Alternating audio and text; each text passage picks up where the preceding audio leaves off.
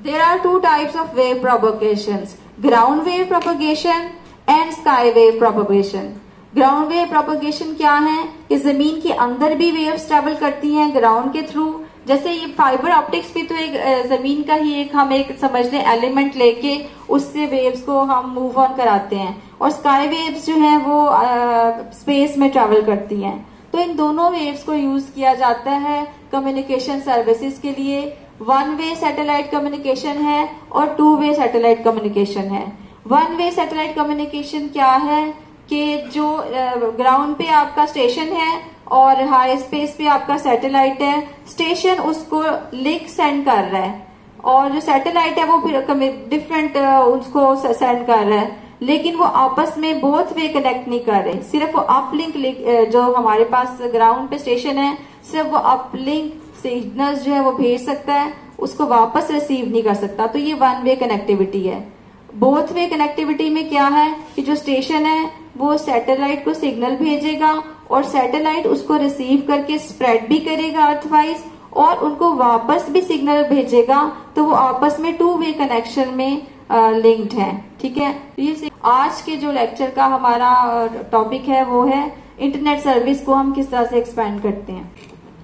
जियो stationery orbits क्या है?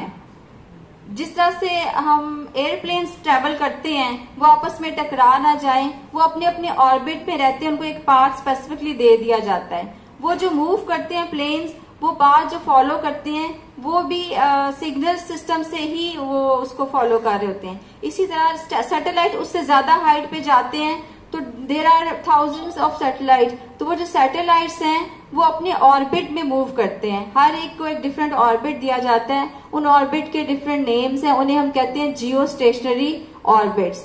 लेकिन कुछ ऑर्बिट्स में जैसे अर्थ जो है वो एलिप्टिकल शेप में है, तो ऑर्बिट में कुछ जगह ऐसी होती हैं जहां पे सैटेलाइट का अर्थ के साथ डिस्टेंस या कम्युनिकेशन बहुत वीक हो जाती है या ब्रेक हो जाती है। उसको ओवरकम करने के लिए एक स्पेशल ऑर्बिट डिजाइन किया गया जिसे मोलोनिया ऑर्बिट कहते हैं। ये उस प्रॉब्लम को ओवरकम कर लेता है। कैसे ओवरकम करता है कि जैसे नॉर्दर्न पोल्स में से जब सैटेलाइट पास कर रहा होता है उस वक्त उसकी कम्युनिकेशन वीक हो जाती है, तो वहां पे उस ऑर्बिट का angle of inclination, this is very important, angle of inclination high कर दिया जाता है।